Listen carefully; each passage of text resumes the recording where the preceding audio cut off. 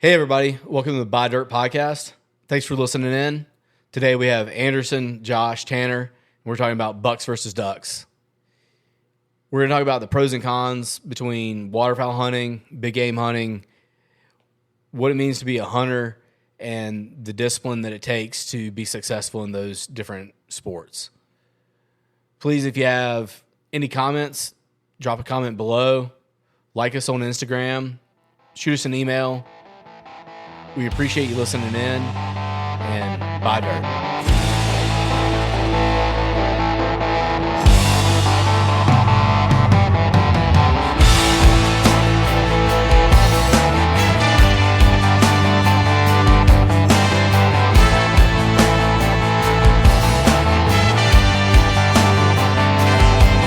Yeah, I kissed my wife goodbye, hair let the moonlight, time to make some money, everything's gonna be alright. They try to hold me down, but can't nothing last forever.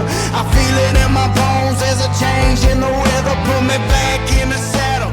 Out on the road, this way I make a living, is the only way I know. You're messing with So welcome, everybody, and we're here to talk about ducks and bucks with the Buy Dirt Podcast. And I got three of my good buddies here, and I just wanted to open up with a couple of quotes that are in a book that I've always held near and dear to my heart. First quote is, "There are several people who never get to watch the Lord's sunrise in nature like a duck hunter. Son, if I die while we're hunting in God's beautiful nature, please always know that I will be the happiest in all my life." So that's the first one. And the second one is, and I want to thank my dad about this, but it is my fixed conviction that if a parent can give his children a passionate and wholesome devotion to the outdoors, the fact that he cannot leave them each a fortune does not really matter so much. It's a good one. That one hits home. It's a good one. And, very blessed with two wonderful parents. But man, did my old man give me a devotion to the outdoors. I mean, it's a little obnoxious during the month of February when There's nothing to do. when duck season ends and he starts calling me going, "Hey, we got to get our dates in line. we got to get North Dakota lined up. We got to pay our deposits." So, yeah, it's a wonderful gift. And so we're about to have a little bit of fun. We're going to debate which is better. And there is no right answer. Well, There is a right answer. Yeah. There is a right answer. You're correct. there's a right answer. 100%. But All so, in agreement. so the title of the podcast is Ducks or Bucks. And, we're debating whether, waterfowl hunting is the premier outdoor sports or, deer hunting, big game hunting. We'll give you the full swath. Yeah, thank you. Because, we got four people on the podcast and it's 3 versus 1. So we're going to give you a lot of leeway.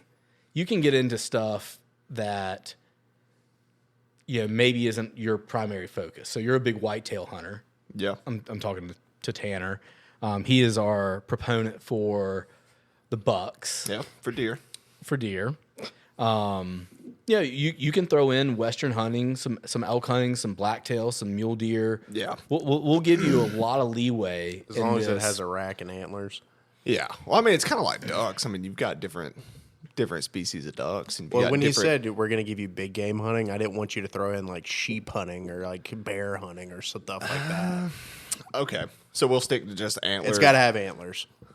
That's fair. Yeah. I mean, So, like, deer, elk, moose. I guess that's the big 3 Yeah. in North America. You But can get into subspecies of deer all you want. you got mule deer, whitetail. and then we got myself, Anderson, and Josh being proponents for waterfowl. Yeah. And we'll say ducks are our primary, but we can dabble We get in geese. We get geese and sandhill crane. Yeah, for sure. I mean, Ribeye of the sky. Exactly. well, actually, let's say I'll give you crane. you give it crane. If you want crane, I'll give you crane. I mean, I feel outside like of crane. it being a tasty bird to eat, you haven't been that's- on a crane hunt. well, we killed a crane. We killed a crane. We haven't been on a crane hunt. So we're gonna treat crane like sheep. Yeah, It's got horns. It's a water. It's got 4 legs. But we'll say ducks and geese. The traditional waterfowl, and you get your antlered animals. Okay. But let's get into it. So, I mean, the premise is what is more enjoyable, what's more challenging, what's What's more frustrating? yeah. I mean, like there's that. I mean, there's all kinds of dynamics. But one thing that I'll start out with as it relates to waterfowl hunting is the camaraderie. When you're in duck camp, when you're there with your buddies and it's the night before and you're grilling steaks, you're grilling burgers, and you're rigging up decoys and you're standing next to the bonfire and you're thinking about what could be. All of you are 5-year-olds on Christmas fucking Eve. Oh yeah, for sure. There is no replacement to that opening day. What could be, and it doesn't matter. And we're in South Carolina, so keep in mind for us to really have serious duck hunting, we travel. Have to. Have to. All of us travel. We've been to North Dakota together. We're going to go to Arkansas together this year. Last year, I went as far as Argentina, out to Alaska, a lot of places in between. So make no bones about it. That is a con for my argument is that we do in the Carolinas. But that's not our fault. That's just location. We'll get into it. I'm trying to get a little bit out. But that is one of my big premises is the camaraderie, the collaboration, that and that Christmas Eve feeling that duck hunters collectively get to experience that I don't know that deer hunters do. Yeah, I would say that's not exclusive to duck hunting. If you've ever been on a deer hunting trip, which I don't know if you have or not, but we went out to Texas a few years ago, and it's pretty much the same thing as the duck hunting club. Like we all get together in the hunting lodge the night before, have a good time during the day. Hart came in here. She's obviously a proponent for ducks as well.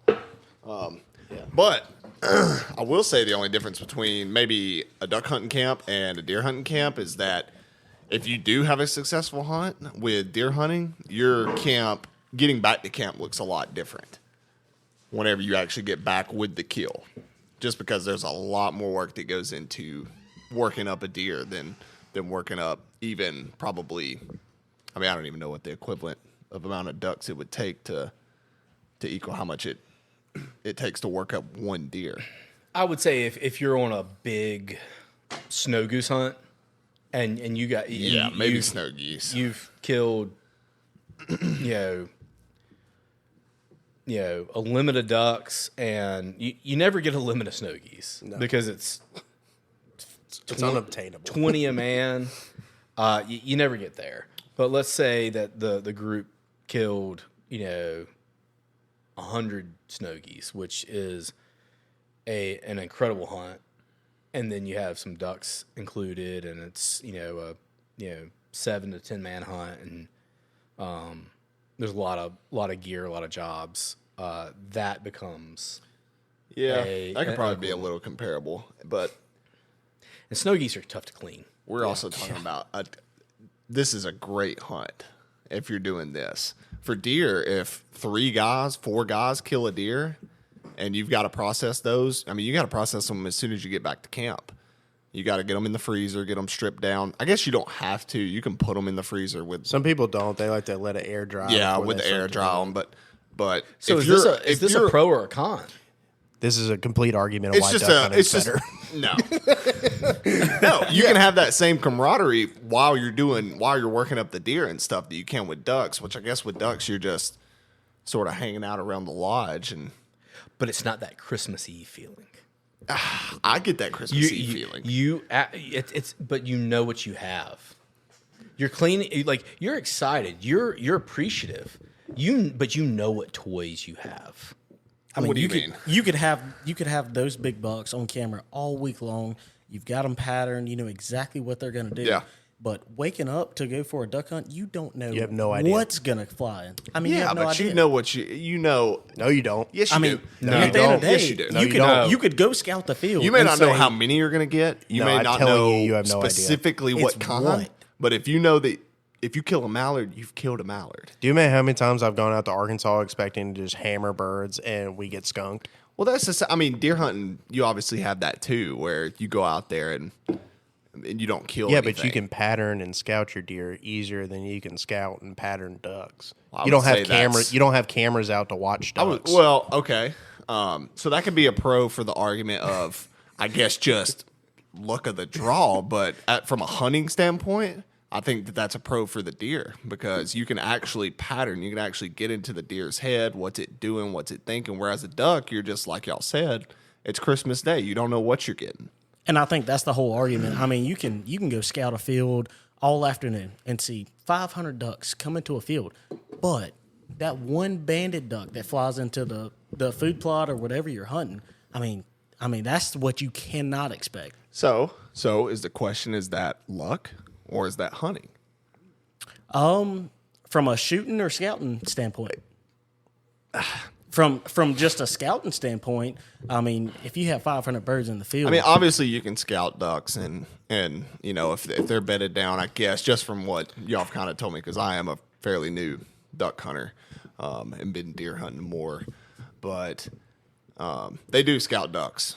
Yeah, from what I understand, and you can sort of tell where they're going to be. yeah, the when you're next going morning. somewhere new, you have to. Which is comparable to scouting deer. With deer, it's a lot more in depth, a lot more. At least you get signs though. You get scrapes and rubs. No, I mean it's not more in depth. It's With the deer, with deer, it's more consistency. With waterfowl, it's more accuracy. Because I mean because like you're staring at some of these blocks, right? You're sitting there and you're on a dirt road. Let's say we're in the Midwest, and you're on a dirt road and you're staring at a block of land. Yeah. A block of land is 640 acres. yeah. I mean, you know, that's pretty much like a square mile. Yes. So you're looking at this homogeneous cornfield, pick cornfield, pick soybean field. And you're like, they're out there. No, they're not. They know where they're at. So the accuracy, like you need to like wait till they fly out. You know, and they'll move with the sun as it's fading, as the shadows are moving, they'll move along that line, and where they stop, those ducks and those geese will come back the next day. So when it's dark, you need to go out there with a spotlight and shine and look for the edge line of the poop. And you put a flag there at 9 p.m. And then you're coming back at 3:30 or 4, and you start setting your spread. And so it's about accuracy because I've been on so many hunts where like people phoned it in, they sent the junior guy and like, oh, they're in this field, and then all of a sudden they land and they stack up 300 yards from you, which is nothing on a square mile. I mean, That's pretty accurate. nothing to be like 300 yards off the X. So the scouting is equally as important and challenging. The difference is that because waterfowl moves and they are in a migratory state, you need the accuracy. Yeah. And And you're trying to kill numbers every day. Like I get it with like deer hunting. If you go deer hunting or turkey hunting or whatever, and you don't kill an animal that day, if you don't pull the trigger, that's not a loss. If you don't pull the trigger on a duck hunt, Yeah. that's a loss. Worst. Man, that's a skunk. Yeah. I agree. So you're trying. I mean, we are comparing a little apples and oranges, but I will say is. that to say that the reward of scouting is higher on deer, or you can actually scout and pattern deer.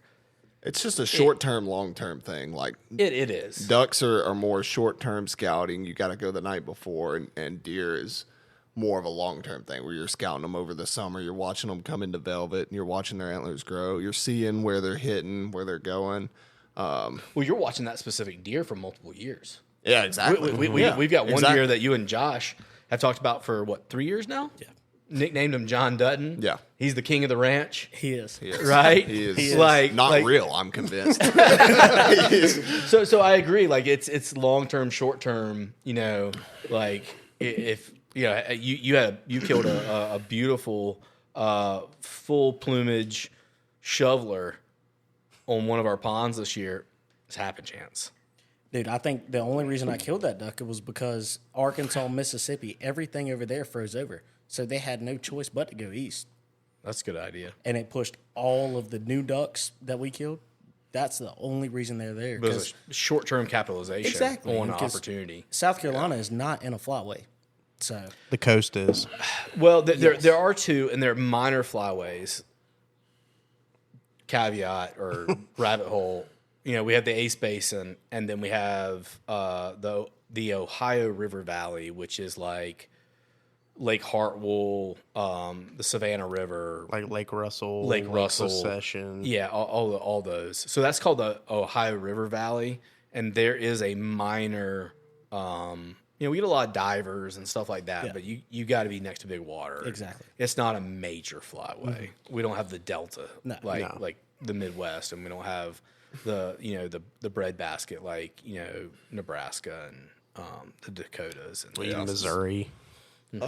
Deer's pretty similar as far as like location and what region you're in matters a lot. Like Texas deer don't get that big, and it's mainly just food scarcity. There's just not as much food. But if you go up, like me and Tripp was talking about earlier, if you go up to like Kansas or Illinois, they're monster white-tailed deer up there because they've just got the food. They got all those cornfields, everything like that. There's just an abundance of food, so it's apples to oranges because you're comparing flyways to food, but the flyway is sort of, I guess, ducks' just natural instinct. That's what they do. Well, it's the waterways and its habitat. I mean, just the reality is, and this is the same thing for deer, is that agriculture and natural habitat loss is more pervasive on the East Coast. You just look at it like a light map, look at a map of the U.S. at night with lights on, and do you think you're going to find the biggest deer in Washington D.C. or New York City or in the middle of Kansas? The other thing that I've been told about deer, not a biologist, not an expert, but this made a lot of sense to me, was two things. One, stress. So in terms of racks, and this is racks, not necessarily body weight, but racks. During the prime rack growing season, July, August, very early September, in the Southeast, and this goes over all the way over to Arkansas, southern Alabama, Mississippi, it's hot as shit. Yeah. And that is stressful for an animal. And on top of that, That's a good point. mosquitoes. Yeah. They're sitting there fighting off these pests nonstop. So they're using energy and they're not producing rats the same way. The other thing is that the intense foraging and the weight gain that they need to survive is intensified in the colder climates. Yeah. So if that deer wants to survive or is going to survive, like genetics, like natural selection, in Kansas, Nebraska, Wisconsin, he better put on some pounds Yeah. in Gets cold real July, quick. August, September, because come October 20th, they can get froze out. Yeah. And now all of a sudden they better be able to sustain. And so they get bigger, and then the genetics select them. The natural selection is better for those states because during the prime antler growing times, they're packing on the nutrients and they're available. Yeah. So it's not only is the corn available, It's just so much corn you out could take there. you could take the same deer in the middle of a 640 acre block, planted in corn, the most productive high yield corn you can find, and put him in South Carolina and put him in Nebraska, and the Nebraska deer over time, his family group, right? Not necessarily the individual, but the family group in Nebraska is going to have bigger antlers and have more body weight because his offspring that don't forage and pack on the weight won't make it. Yeah. The South Carolina ones will, unless they get hit on a I-85, which happens Yeah, a it's lot. plenty. Yeah. But we got more cars, right? There's more cars in South Carolina than there are in Nebraska. Yeah. I think. I'm pretty sure. Has to be. Has to be. Yeah. So anyway, that's a regional thing, and then for the ducks, we've got massive habitat loss. Like, there's a book over here to my right called "High Tide on an East Wind." Cool book. And they talk about in that book the first ever East Coast survey for waterfowl. Mallards were, black ducks were 100 to 1 harvest rate over mallards in the Atlantic Flyway. And now it's tough to kill a black duck. 100 to 1. We don't we don't have That's so naturally stupid. mallards. We had black ducks. We had pothole ducks. The Carolina potholes, all the meteor showers, whatever created this, and all those fields were drained. They're being drained now in the Dakotas.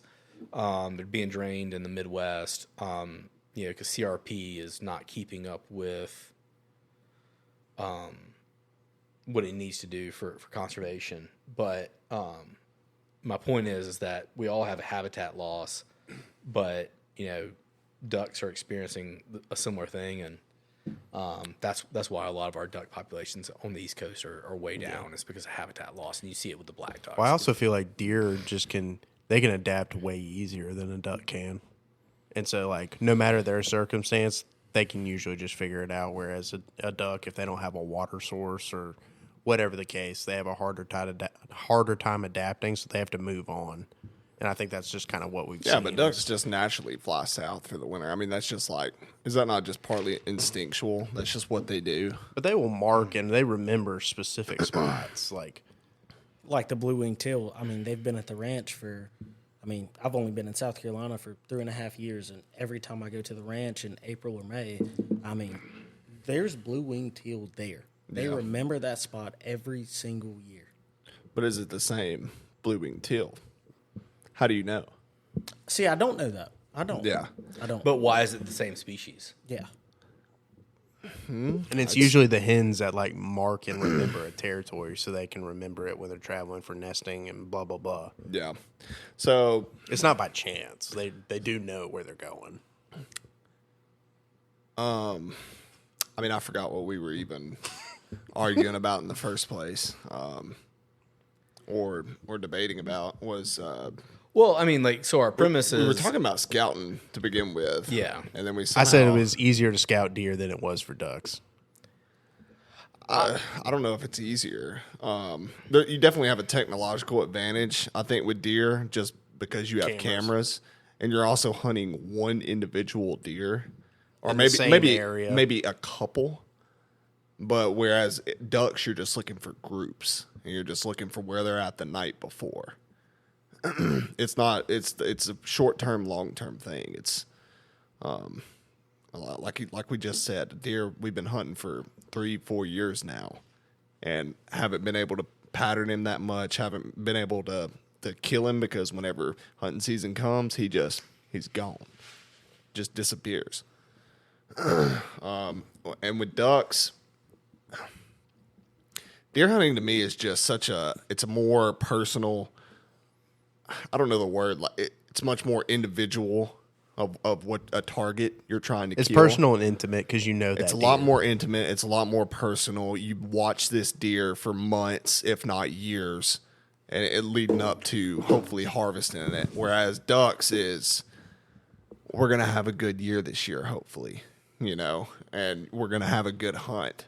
But in my opinion, like a duck, and I know y'all don't like this, but a duck is a duck. Like if I've killed a mallard, like the North Dakota mallards are obviously a lot bigger than the South Dakota mallards. Like I see the difference there, but a buck is, You mean the South Carolina mallards? a South Carolina mallard is a lot smaller than the North Carolina. Yeah, or the they're- North Dakota. they're pen mallards. raised. There's Andy's got a point, but that's a whole other comment. But the South Carolina mallards, the Atlantic flyway mallards, aren't wild.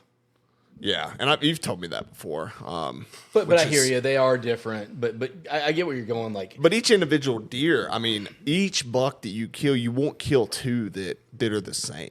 You kill 8 points, and they're 8 pointers. Sure, you kill 6 points, they're 6 pointers, 10 points, whatever. But it is very obvious and clear that there are two different deer, and their personalities are different. The way that they operate is different. The way that they move around, when they move around, whenever you're seeing them on camera, it's like each deer is its own individual game that you're trying to win, and you're trying to beat this deer at. so I mean, one of the things that I would ask, because you're a football guy. Yeah. You played Get him. defensive end. Yes. Yep. Would you rather have a game where I'm going to pick a number and you can tell me if I'm off, but you have 6 solo tackles, 3 of which are sacks, Okay. but you lose, or Get him. 3 sacks? Hell of a game. Let him cook. you stretch. This team loves the power sweep, Yeah. and you stretch out every power sweep, I got contained. and the outside linebacker cuts under you every time, or your Yeah. play side inside linebacker cuts under you every time, makes every tackle. Y'all got a shutout and you win. Yeah, obviously I would want the win, and I'm actually doing my job in both situations. I'm doing my job correctly, But The outcomes but are we different. win on the It's a second. lose and a win. Yeah. That's fine. Yeah, no, I'd much rather win. so that is fair. I'm describing a loss and a win, but my So what is premise deer hunting and duck hunting in this situation? is Duck hunting's the team side of it. the team side of it, the participation versus the individual triumph. One man's running the rig, jerk cord. One man's calling. One man's looking in the sky. Everybody has their role in a duck hunt. Because I can pull the trigger one time. I'm pretty good. I'm probably gonna hit. I agree. If I'm gonna pull the trigger, I'm probably gonna hit that one time, and I can go working my dog, and Hart picks up. Let's say the 4 of us go, limit 6, and we get 24 ducks, and Hart picks up. Let's say she picks up 23. Yeah. The other one fell right next to the blind, and I just picked it up. It was right there. And we all have a good hunt. That team, that camaraderie, Yeah. that partnership, that's a lot more. That's a lot more. That's so much better rewarding. than sitting in a stand. Yeah, but to me that is not I forget, I don't know if the quote was talking about it, but being connected to nature, I got to give deer hunting the edge. Whenever you're out there by yourself and it's you and this deer solo, alone, and you put in the work, which I should say I'm not out in the woods like trekking around stalking white-tailed deer or anything, but the overall deer hunting, I'm saying if you was to do it the way that it probably should be done, it's a much more intimate. And I love duck hunting. I want to say that. I want to put that on the record. Like, duck hunting is awesome. And I do love, like, one of the best parts about duck hunting is getting to hang with your buddies, being able to talk, cut up, maybe have a few drinks. Like, that is what's awesome about duck hunting. I agree 100%. But if I was arguing for deer, I would say that it's much more, you're much more connected to nature, and you're much more intimate with the animal that you're attacking, because it is you and that animal. It is you and nature, and you're in this tug of war against that. Where, like Anderson said, if you've got a team of guys that are all working toward this one goal, you know. But you still got to fight nature with that. You got to check your winds. You got to check conditions. There's a lot more to the nature side of it than you're giving credit to duck hunting.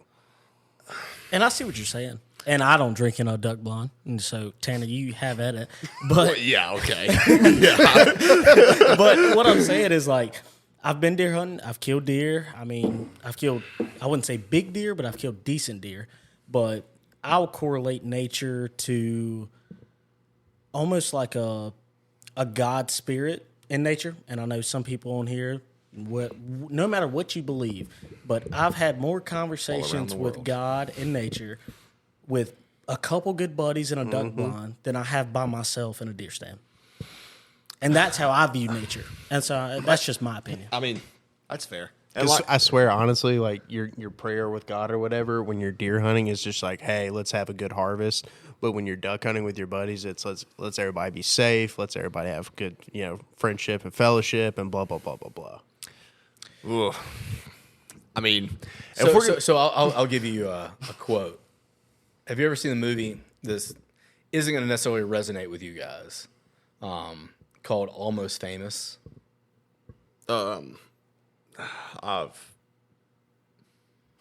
Maybe. So it's about this young kid. He somehow writes an essay to Rolling Stone and gets to go tour around with this band who's kind of like a late rock and roll edge of the end of the age of rock and roll band called Stillwater. And he's reporting back to Rolling Stone, and he's talking with this VJ, this DJ, and he's trying to figure it out. He's a teenager, and he's just getting exposed to the world of rock and roll. And there's a quote where he's talking to this guy who's trying to give him understanding, where he can't connect with the rock stars. Everything's going right. And then he's like, man, the thing about you and me is we're not cool. That's okay. But the only currency in this bankrupt world are the things you share with someone else when you're not cool. And so it's those hard times, it's those failures, it's that, like, man, it sucked. It's the mat drills and the workouts that you bonded over as teams that is the only currency. Yeah, you have individual accomplishment, but nothing ever replaces the team aspect, whether it's just you and your dog or you and your best friend.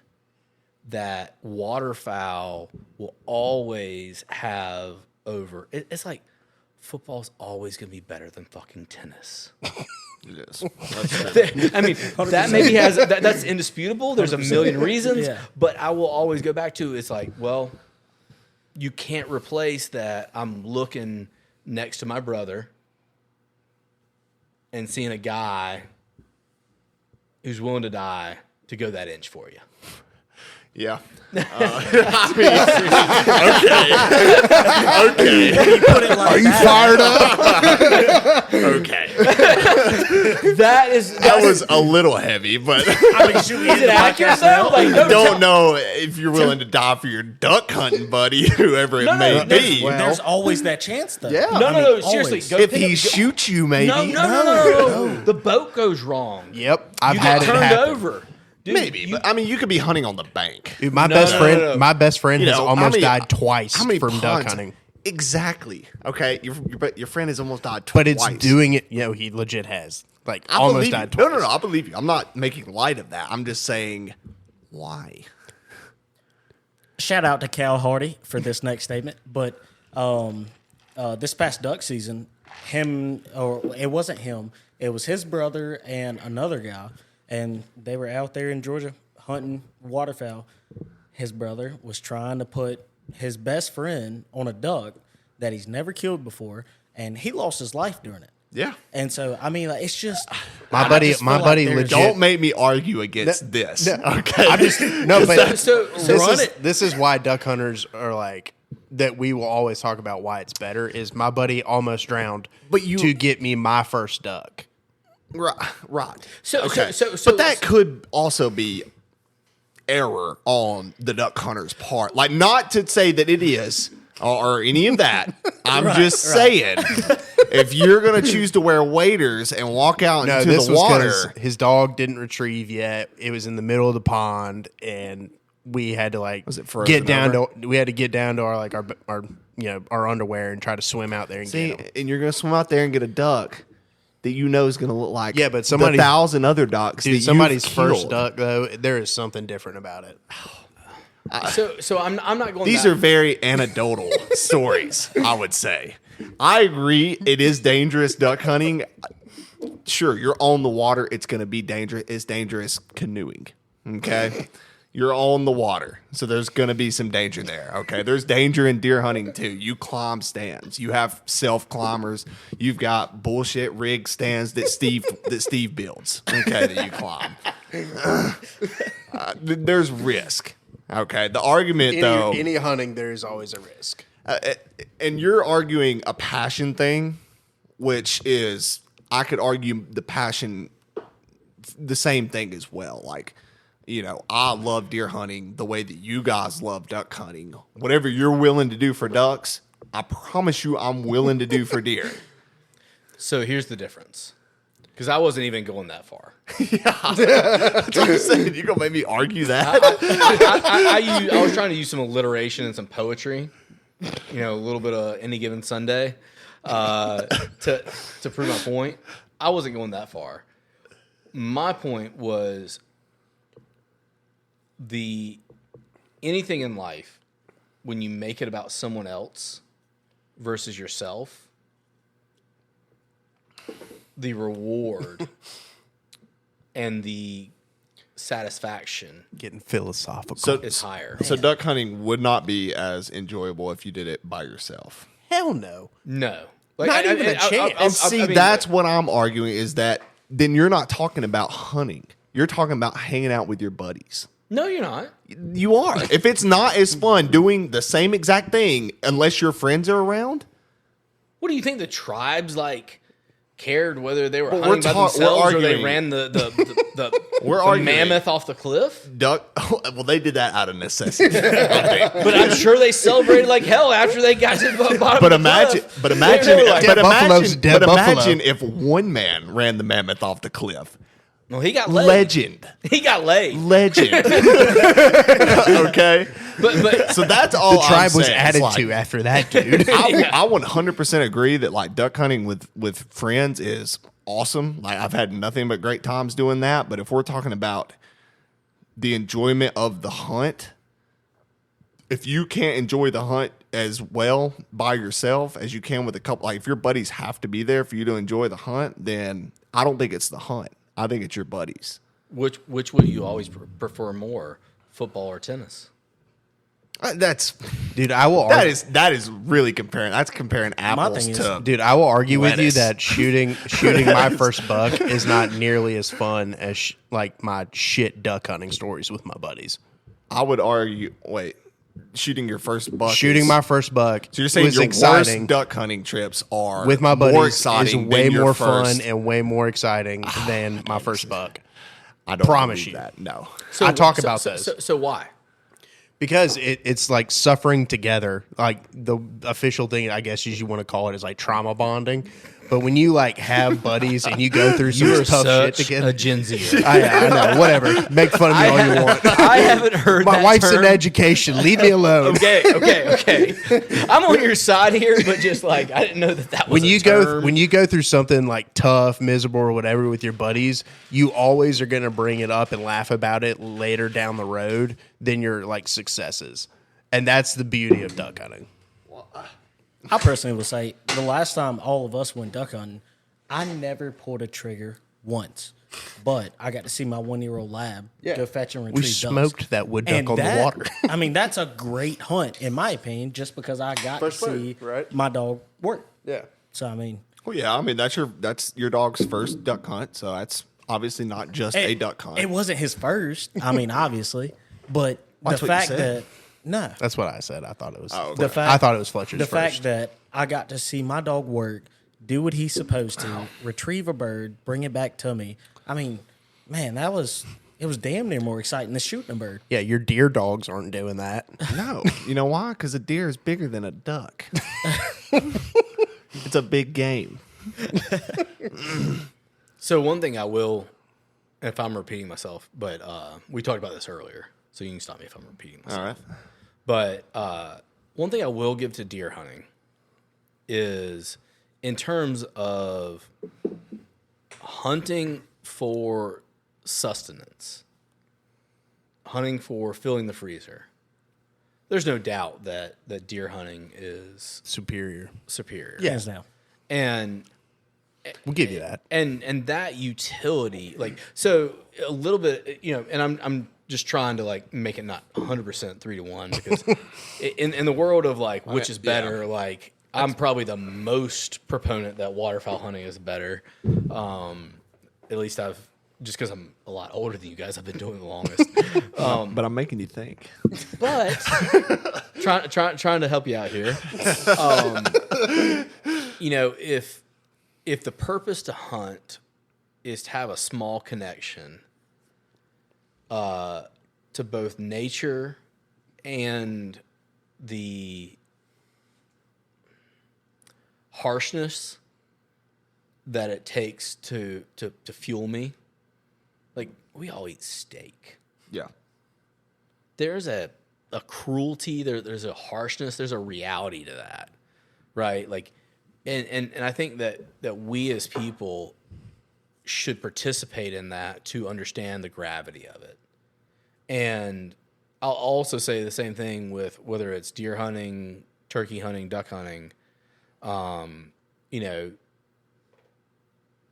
Seeing the sunrise, seeing the stars, and having that humbling feeling, that like, man, there's some gravity to the situation.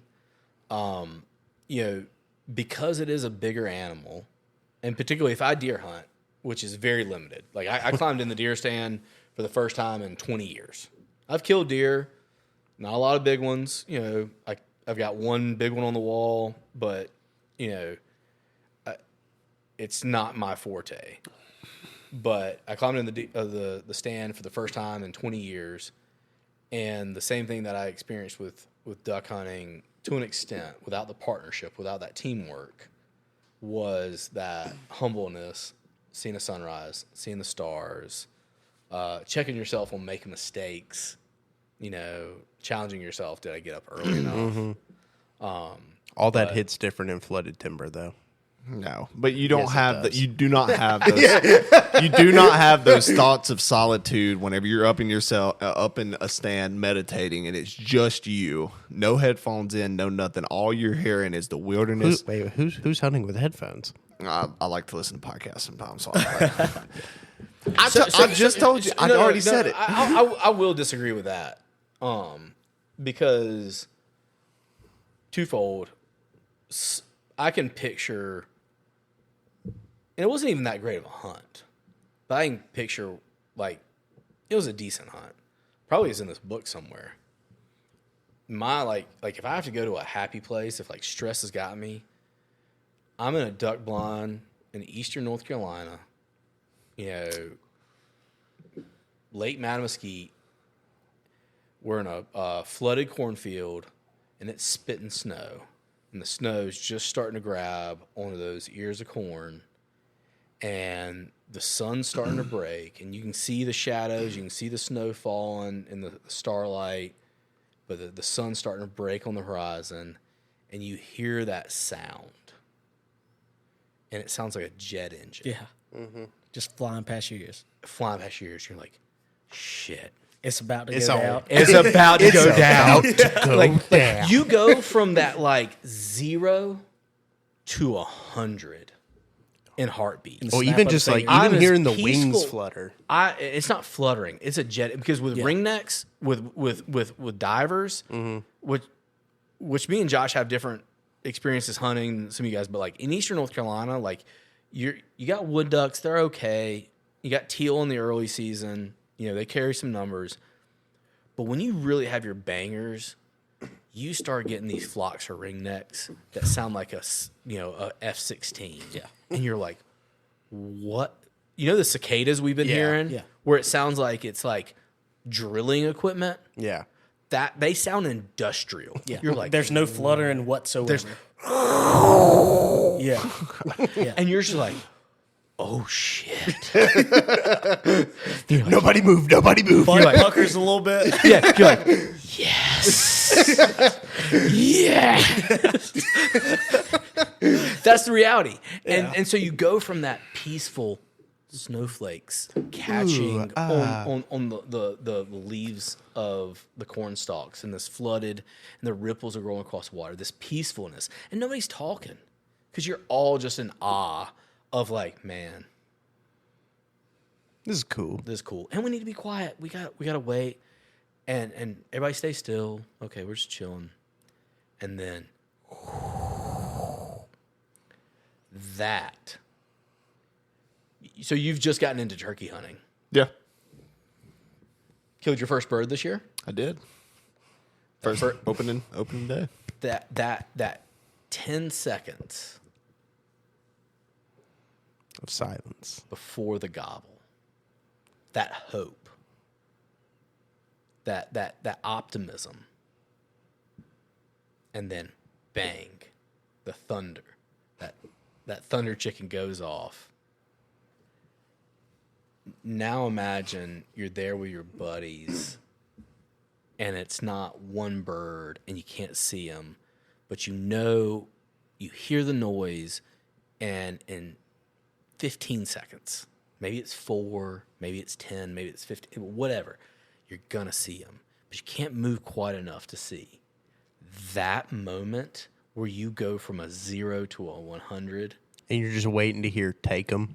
and one guy's in charge of the blind, and then it's all hell breaks loose. Yeah. Yeah, And I mean, You don't get Feeling, that. it's the feeling of that I agree. first safety. I agree. it's 100% Boondock Saints. with Have you ever seen Boondock Saints? everything you said. It was a firefight. Yes, I agree with all of that. I And do. even with duck hunting, like it sucks when like you're not the first ones shooting at first light, but when you hear other guns going off, you're like, damn, they are just banging on them right now. You also get a little bit excited because you know they're coming your way next. If you hear a gunshot while you're deer hunting, you're kind of just like, fuck, was that him? What do I do now? Or is he pushing him to me? Maybe. Maybe. Yeah, maybe. That's. Maybe. I agree with all that. Like I already said, I love duck hunting, and I agree wholeheartedly. Whenever they're flying around and you get you going and get your heart pumping, like that is awesome. But if I want to go to my place of no stress or de-stress or meditation or whatever you want to call it, like I'm 25 feet up in a tree looking over a field. The sun is setting instead of rising because I like Afternoon hunts are better. I'm a big evening hunt guy. Afternoon hunts Love are better. evening hunting. Yeah. Okay, you're sitting up there. You've been sitting up there for probably 2 hours with the sun up, nothing but your thoughts, and then you're just sitting there and you're just thinking and you're pondering whatever's on your mind, and then you look over and there's no noise, there's no nothing, but you look over in the corner of the cornfield, and a buck just steps out and looks around. That feeling is far better than hearing the ducks circling. No. And that will have you shaking, and that will have your adrenaline going much more than having the See, the ducks thing circling. about it for me, though, like, deer hunting to a degree is mostly just luck. Whereas duck hunting, there is a lot of skill and work that goes to getting ducks to come into your spread. There's a lot more skill and work that goes into duck hunting than deer hunting. there's Like, that if- is literally no, anything. no, You're no, no, arguing no. anything No, no, right no, now. no. Yeah, Like, you can go if sit you in just the go edge of set up- any old field by yourself If all you go set want. up on a food plot, you got a 50-50 shot of a deer's coming out, whether you did anything or not. You go sit on a pond, and you got a 50-50 shot of ducks coming in, whether you did anything or not. No. Okay. My thing is, I think it's pretty much just what you truly love. I mean, because I've killed deer, I've Well, done yeah, it, naturally, and I've shot them. And at the end of the day, after I pull that trigger or shoot the bow, do whatever, I'm not shaking after. I mean, I'm not nervous or anything like that. But after that first wave of ducks come and I pull the trigger, shaking like a willow leaf. No. I mean, You are it's fired just- up. It's just a different feeling. And the beauty of it is another wave Well, is it- just going to come next. It is just what you love. And like I was in the woods deer hunting whenever I was 10, 11. Y'all were in was about to say, y'all you were grew duck up doing hunting. it. Y'all Yeah. were duck hunting at 10 or 11. Yeah. That's probably why it just gets to us different, I guess, but I mean, we are arguing apples to oranges. They're completely different. They're completely different. Completely Both of 'em different. put meat in the freezer. Completely I mean- different weapons. Completely different animal. One's by air. One's by land. It's This is also mostly coming from like a private land experience. Like it's also a lot different on WMAs too. Well, so Tanner brought that up. We were just, we were cooking burgers earlier, and it depends on where you are, and it can flip. So for us here in the South, particularly the Southeast, there is a real plausible chance to go hunt on public land for deer, Yeah. and if you work at it now. You gotta it's hike. You gotta work. You gotta be in shape. I mean, And most of them it's bow or shotgun only. You don't get a rifle in a lot of WMAs. which to me, like the bow aspect is the primitive weapon aspect in the world of saying like, hey, which is better hunting? The bow gets Yeah. a check mark, because For sure. I mean, unless you're like some kind of like trick shot Tim Wells. artist, you're not going bow hunting for waterfowl. and that's something that we've been doing for thousands of years, hunting with a Yeah, bow. so the deer definitely get that. But, here in the Southeast, the Carolinas especially, you can go public land hunt for deer. Mm-hmm. You got to work for it. The public land hunting for ducks, not to say that there aren't people who do it, because there are. It's- I know a handful of them. It's And- fucking hard. It's really hard. And everybody knows the same 6 spots. I was about to say, there's much more public land available deer. to hunt deer than Yeah, there for is sure. than there is ducks. Like back in Alabama, there is a lot of public land hunters because we've got the Tennessee River that comes down to Gunnersville. Mm-hmm. That's a huge lake that goes basically all the way down to like Birmingham. Like Yeah. it's long, it's wide. Like when opening day of duck season down there, it sounds like a war zone Yeah. going on. Yeah, so you as you go west, it and it depends on whether you are like Texas is different than the Dakotas, but it does go inverse. There's a lot more public duck hunting space as you go west, especially west of the Mississippi, than there is deer hunting. Man, if you go try and like publicly deer hunt in the Midwest, Yeah. Pretty damn hard. yeah, pretty damn hard. I mean, you might find a biggin, but you also might cross over into a farmer's land and get in a gonna real be world pissed. hurt because they care about their big game. Yeah. So- So it depends on where you are, but I will say in the in the southeast, as much as it's possible, like there's no doubt that public land hunting has, to me, and I think to a lot of hunters, a badge of honor. Oh, For yeah. sure. Yes. You went Whatever out, the species is. whatever the species. Well, you're not able to cultivate that environment like you are on private land. Well, you got other people With competing food with you for a plots. spot for the same animal. You got competition. It's much more difficult. Yeah. Yeah, and the assumption is, or at least my assumption would always be, you went a little farther, a little harder, you scouted a little more, and that is one thing that, like, especially so in the world of scouting, again, private land, East Coast, it's easier for deer, in my opinion, To scout? sure. to scout. Yeah. On public land.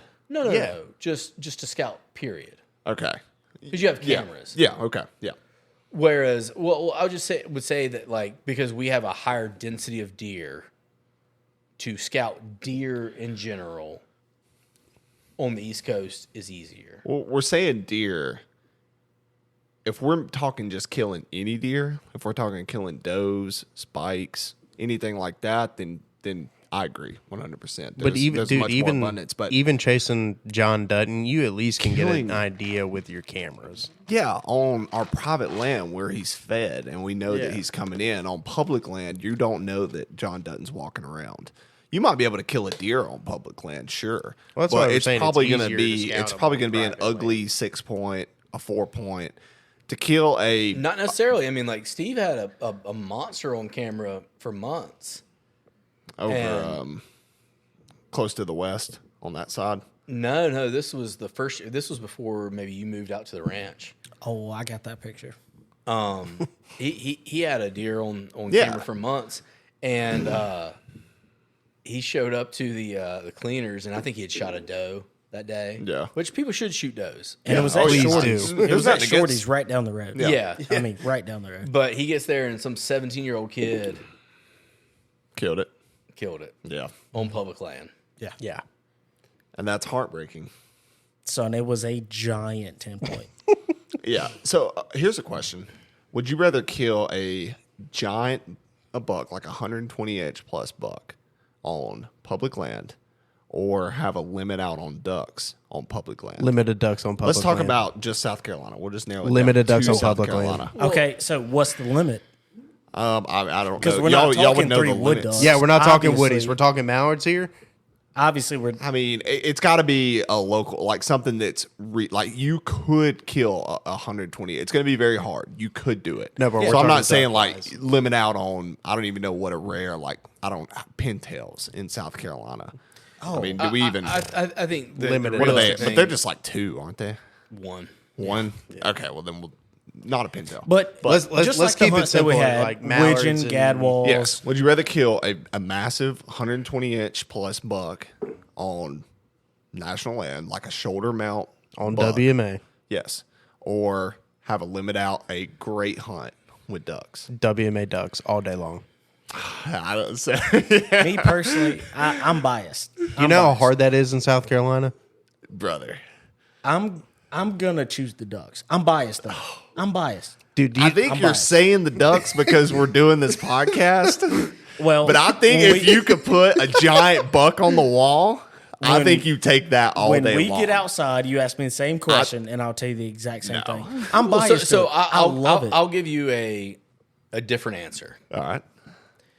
So my thing would be, can I get a banded, I'm going to go with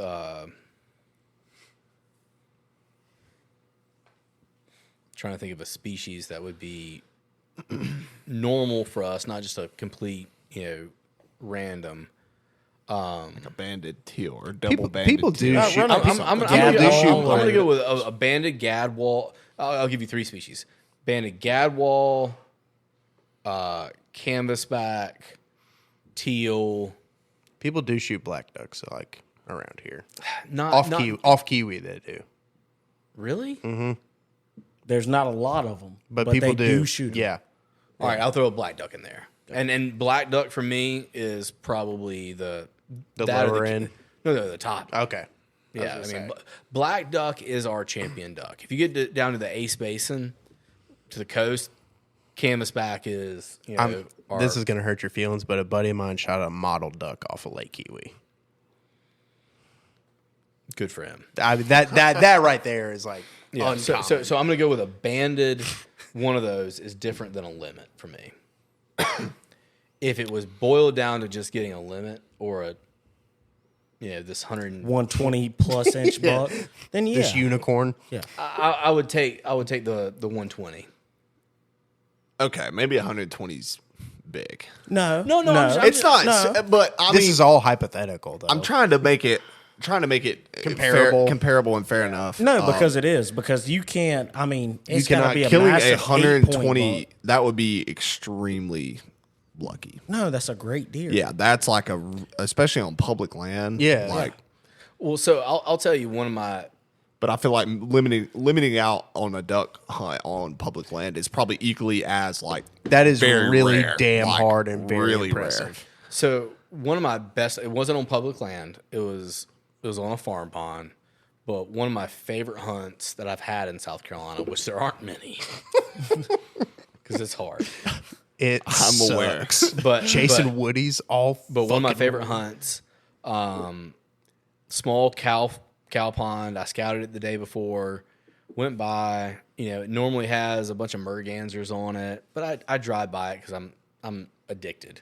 I just addicted to looking for ducks, and happened to be I saw a pair of canvasbacks, a couple of redheads, a bluebill, and then there were a bunch of mergansers. And so I was like, okay, I'm going to go give this a shot. Went by myself, took Hart, my dog, lay out blind, and that day I shot a bull redhead, a drake, a bull canvasback, and 2 mallards. That was your best hunt. That's a hell of a hunt for South Carolina. For South Carolina, especially solo, yeah, That's odd. The solo hunt was it was one hard. of your favorites, that's was normally hard. how it works out. and it's one that you remembered. It was I'm just pointing that out. no, I get it. Like it is there is a dichotomy there that like I've been pushing like partnership, all that, but also Hart was a young dog, Yeah. and she made all 4 retrieves, and that was really, really cool. Would I take a 120-inch buck over that hunt? no shot. Because I'll swim butt ass naked for a canvasback. No. Yeah. They're very hard to compare. It is. I mean, the great thing is either way you're getting outdoors. Yeah, And that's the biggest part. and they are incredibly hard to compare. And it's like we said, like to me, just being out there in the woods and having that time to meditate, and maybe that's just my personality, maybe that's just what I like, being out alone, having my time to think with nobody else, no interruptions, no cell phone service, hopefully. That is what's one of my favorite parts. Like tracking the deer, bringing them in, all that stuff is awesome. But I mean, when you go deer hunting, you're not gonna see deer more than you're gonna see deer. That's just the way it goes, and you've got to love that. Yeah. And if you just don't have the patience, if you just don't like being outside alone by yourself, then deer hunting's probably not for you. But I do love that, and I love being out there by myself, sitting for 3.5, 4 hours, just scanning a field. I mean, at the end Just of the day, waiting. it's There's just, no noise. There's no whistling. You're just scanning a field, just hoping that something comes out. At the end of the day, it's just you and your thoughts and whatever goes on in your brain. I mean, that's peaceful no matter what you're doing, Whether it's duck hunting, Yeah. deer hunting, turkey To some hunting, people. doesn't matter. So, Josh, To some people. I'm going to ask you this because you can kind of teeter both lines. Which do you think is more exciting? Hunting a deer in the middle of the rut when you can hear him grunting and chasing does, or shooting ducks, snow on the ground. It's in the low to mid 30s with a perfect wind. Which is more exciting? Okay, I'll play it to both sides. No, I want the genuine answer, and then you can play both sides. Me personally, I'm biased. Like I said, I genuinely love duck hunting. I mean, it was one of the first sports I really grew up doing, besides rabbit hunting with my dad. So of course, I'm gonna choose deer hunting. But if you're gonna sit there and tell me, duck hunting. I'm sorry. Freudian So- slip I was going to there, say, brother. whoa, bro. So What a slip there. if you're telling me like Subconscious slipping. middle of the rut, I've got a 140 that's showing up every 2 days on camera, Yeah. and You're lying. I just You're have lying if you just say ducks. I just have You're ducks. lying. But the thing is, like, you're telling me I got a band that's flying in consistently versus that 140, then I'm choosing How are you ducks. gonna know? How are you gonna know? That's what I'm saying. That's Not what trip toe. I'm You can't pulling- see them in the air 100 yards away. Bullcrap. Bullcrap. No, Bullcrap. I gave you my answer, and you didn't like it, so that's on you. because you're lying. That's what you're doing. Bullcrap. The 140 inch is what you want. You gotta know quit good and throwing well. out these plus 120 deer that aren't real. They're real. We got one on camera, son. Okay, they're few and far between. But I mean, there's bigger deer though than just 140, and it doesn't Yeah. have to be 120. Like if you give me a 110 inch deer, but it's got a drop tine on it, buddy. Now we're talking. Those brown tines almost touch. Oh, bro, the symmetry if it's there. But you know, you've killed one mallard, you've killed 1,000. No. You know what I mean? No. No, but I mean, like, there is the aspect of Just the individuality. no that You know, you say that you shoot one duck, you've shot them all, but all the subspecies are completely different and have different but personalities. that's like- And No, yeah. I mean, obviously, like No, a wood duck. no, a yes, wood duck. what- oh, yeah, what is it? What is it? A wood duck is different than a mallard, but so a whitetail is different than a mule deer. Or, yeah, or but, they're but- different but- than. But what you have, But within each whitetail deer that you killed, there's going to be a difference, especially the bucks. The does, maybe you could argue that they're pretty similar. You've killed, they're different body weights and stuff, and they are different, and they are more different than ducks are. But the thing that's fun about duck hunting also is the opportunity and ability to adjust. Yep. In deer hunting, Yeah, You pick a spot. you have a setup. You pick a spot. You pick a spot and you do your scouting, we have maybe here. but like, I mean, the reality is like sometimes like, man, you get 25 feet in a tree and the wind shifts. Yeah, That happens. And you're Yeah, like, "Fuck, you're I'm- fucked. I'm fucked. You know, like with ducks, like not to say that like it's totally recoverable, and there's a can lot of move your situations, but you can move your spread, That makes it- and yeah. now all of a sudden you're playing a little bit of chess. Like, hey, we need them to finish here. This is how they're reacting. I'm learning. I'm evolving, and it goes back to something that we talked about earlier, which is long term versus short term. You can make short term decisions on a duck hunt to modify your approach and your hunting style. With deer, it's like, man, like You're I know, locked in. I know the prevailing wind is this, but when it shifts from the northeast, it shifts to a northwest, and then my stand or the tree I need to climb is really this. And I'm speaking a little bit like kind of out of context because I'm not an expert, but I know that like as you start seeing like there are prevailing winds, and then there are consistent shifts. The only time with deer hunting it gets like removed though is if you are like ground blind hunting, which Yeah. people are doing. And you want to set your blind up. You want to see Yeah, those prevailing winds. Where is it going to be blowing most of the time? Which direction? And that's where you want to set your stand up according to that. But if we're going to talk about different species of deer, there's different ways you can hunt deer. Like you can spot and stalk. If you're spot and stalking elk, Yeah, you can which do a deer drive. It's you a can little do- out of my. It's way out of my field because I've obviously never done that. But I know that the way that you stalk that deer has a lot to do with the wind, and it's very similar to ducks. Whereas you're checking the wind, you got to pick a path. It would be more along that line of short-term planning if you're actually going to stalk deer hunt instead of just sitting a stand. Stand hunting is just one way to do it, and that's like probably the primary way that most people will do it is stand hunting. But people like Cameron Haynes and some of these elk hunters that are really hardcore, they do have some short-term decisions that they got to make, whether if they spot a nice bull elk, where they got to figure out what path they're going to take, where the wind is going, and all that different stuff, similar to setting up for a duck hunt. I would say a duck hunt, you do have that flexibility to move, especially in the morning, because you've got all your decoys. You don't have a set stand unless you're just in a blind sitting on the water. But Well, and I'll say, the wind.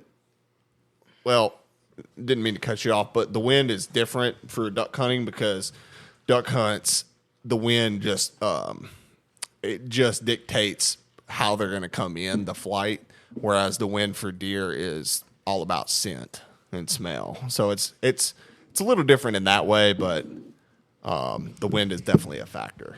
Yeah, and for duck hunting, we play it both the same ways. I mean, set up in a deer stand.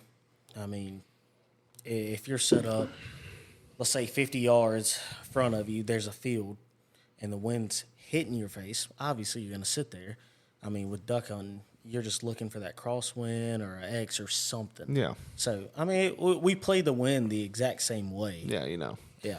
And if the challenge in both of them is when, I mean, all of us have advantages now because of forecast. Yeah. We have wind directions by hour on our phone. I got a weather rock, son. Just kidding. It's a joke. Is that some kind of like Alabama gypsy shit? Never heard of Weather Rock? Brother, which side is the moss growing on the rock? Tell you the weather. No, you hang a rock on the porch. If it's wet, it's raining. If it's swinging, it's windy. Watch out for tornadoes. It's a weather rock. That's some Alabama shit. That's the most Alabama that's some shit Alabama I've I ever can't gypsy believe y'all shit. heard about a weather rock. You know, South Carolina gets a bad rep for education, but that's the most Alabama shit If it's I've ever wide, it's snowing. It'll tell you everything you need to know. Well, no shit. I can just look at the ground. How many snows can you fucking count on your hand? So I always wondered, how did you get your wagon over the mountains? Just pulled it. Dynamite, brother. Yeah. You want to know how I know duck hunting's better than whitetail hunting? What? Mossy oak versus real tree. Okay, that was nice, Anderson. Nice pull there. Can we edit that part out? Mwah, mwah, mwah. Oh, I wish I could reach the thing from here. Boo. What were we talking about that was serious before that? We're talking about wind. Yeah. Yeah. Well, no. So, I mean, we're all blessed that we have these weather apps that tell us. The challenge always is that when they're wrong, like we all have GPS on our phones, we rely on it, and then all of a sudden, you're Michael Scott, and it's telling you to turn right. You turn right into the lake, and you take your rental car and you It says drive. turn right now. Yeah. Michael, no. So we get these wind predictions and they're wrong, and then they just happen, or the shift changes. Like, oh, it's supposed to shift, out of the north to the east at 11 a.m. and it happens at 8:30, and Scrambling. you're scrambling because you're like, dang, like I was really counting on the birds starting to move now. I'm hunting some big ducks. You're And, running in your waders. Yeah. So I mean, So the wind, as far as how much it affects the animal, do you think it affects ducks as much as it affects deer? I would say more. Whereas the wind, but At ducks least- can't really smell. Okay, like a deer can. But But here's it changes their whole flight. If you've got a deer and you're upwind, like they're going to smell you like that. They can basically see smells. Hear me out. Anderson's a duck. Quack, quack. Okay, Anderson's right a there. duck. And the wind is blowing our way. Yeah. And he decides, I want to get up at 7:30. If the wind's blowing our way, he gets up, catches the wind, comes our way. He's roosting on a pond over there. But he's lazy this morning. He wants to get up at 8:30. And the wind Accurate. swings and blows that way. Bye-bye. Do you think Anderson's going to fly in the wind for half a mile towards us? It changes their Yeah. entire pattern. So I'm just asking. No, yeah. it can change if you're I in didn't a- know. I was wondering if it affects ducks as much as it affects a deer hunt. If the wind affects a duck hunt as much, because it's I think it does. the same. Like if you've got swirling wind in a field, like well, and I a mean, lot of times if it's super windy, deer won't even move. Correct. Because they can't smell. Yeah. But a part what of you deer are want, what also you want is a extremely light curious. wind blowing in your face, just a steady light wind. That's when they're most comfortable because they have a direction that the wind's blowing, so they're able to get a scent on things and know exactly where that scent is. So what we want in general is we want a very light wind, 4 to 6 mile an hour. In your face. No, on your back. That's right. Because they get up into the wind, they get some altitude, they can see. Yeah. Now they're looking, but it's easy. It's not super hard, and they come over, and then they'll land into the wind. Yeah. Crosswinds are good, so they're again a light crosswind to where they're roosted over there. It's coming. Let's say directly in front of us is north. Wind's coming out of the west. They're not flying straight into the wind like that. That's a good thing. And then they'll swing out to your right. East is right. Swing out to your right. Come into your spread. So yeah, I mean it impacts them. And the big thing is like shifts. Like to Josh's point, like you can sit there and go scout these ducks day in and day out for 3 straight days. And sometimes they'll sit there and they'll stack up on a certain end, but you're dealing with aquatic feed. So if you're hunting a big pond, and the wind has been blowing right to left for 5 days, and all the food, all the seeds, all the algae stacks up on one end, and then it flips, and you start scouting them, and on day 1 and day 2, they're there. You're like, okay, day 3, I'm going to get them. They're going to be on this end. I'm going to set up. I'm going to lay on this bank. I'm going to get them. And that whole night it blows, and the wind picks up, and all the food, all those little freshwater shrimp and seeds and algae and invertebrates all move to the other end. Fuck And you're your sitting there morning. like watching like 500, 1,000 yards away, be like, damn, I wish we had sat over there. That sucks. Like, which is the worst ruins thing. your whole Yeah. morning. Like, you're just sit there and fucking watch them. Yeah. Like You're they fly- bird watching at that point. They fly over your head, and you're going. That's the torture. Yeah. Yeah. Like snow goose hunting, that's the worst. We went up to South Dakota in the spring hunt, and you're sitting there going, "Hope these will come to us." Nope. Nope. About 500 yards off. Maybe the next group. Maybe the next group. Nope. 15 seconds later, and so you get like Plenty. 5 hours of just like this hope and despair. She's like, man, maybe. If you want to know you're an optimist, you're a fucking duck hunter. Yeah, for sure. Like, let's Because you say, believe that every fucking group has a dude, chance. every single morning in Arkansas, it gets me excited. You're like, "Oh, these are gonna do it. And then your buddy looks up like, dude, they haven't done shit for 3 no, but the days. next one's going to do it. But the next one, I promise you. you're, like, you're sitting there with binos, and you're just like, I see a group. They're like, your buddy's like, Where? Yeah. Like, The no, I see 'em. Anderson's like, they're close enough. That's a whole nother. We didn't have to go there. What I was going to say is like Arkansas was so bad last year that like there was so many mornings we were just sitting there like, I fucking wish these specs would just do it. Just come in close enough. Just hearing la la la miles away. And you're like, they're going to do it. We've had no ducks. We're going to do it. I'll tell you what. I will say this: when we go to Arkansas this year, Anderson, I'm gonna say you're sitting next to me, buddy, and I'm gonna beg you, shoot when I tell you to shoot. One morning. It was one morning. And they were flying over my head. I was having to shoot like this. No, I'm going with Okay. I'm going with that morning, and then the other morning when we had about 500 wood ducks fly over us, and I came to you be like, well, I got my limit at about 4 shots. How many did you get? None. That was my gun's fault. That's not Yeah. my fault. Okay. God's fault. Just to bring it It was. I took my It's gas. the Indian, not the arrow. I took my gas gun down there. And had not cleaned it. Partially my fault, but it was not cycling out my shells, so I had to manually eject them and pump them each time. And by the time they're all gone, I know it all too well in South Dakota. Yeah. When we were snow goose hunting. I mean, my gun jammed every shot, probably 50 times. every single shot. it Just jammed. was doing that in Did North it really? Dakota too, yeah, wasn't it? yeah. But I had a great hunt. Got videos of it. Yours didn't do that in North Dakota, did it? No, I had yours. What gun did you shoot? My Beretta. The old Beretta. I had your. This is my A300, Winchester the bottom SX4, round one. and it's a That's what I gas was using. gun. That would have pissed me off. It did. To bring it back to ducks versus bucks, what's more frustrating, do y'all think? Having birds that won't come in or having does that blow at you? Having ducks that In the won't come evening. in. If I have a doe that blows at me, I'm saying She drops. loses her what mind. is more frustrating? So I'm gonna go ahead and say this is a point that Tanner wins. A deer blowing at you. I can't. That is a I dead can't deer. tolerate it. That is a And- dead and- deer. and- Not and- tolerate and here's why I hate it.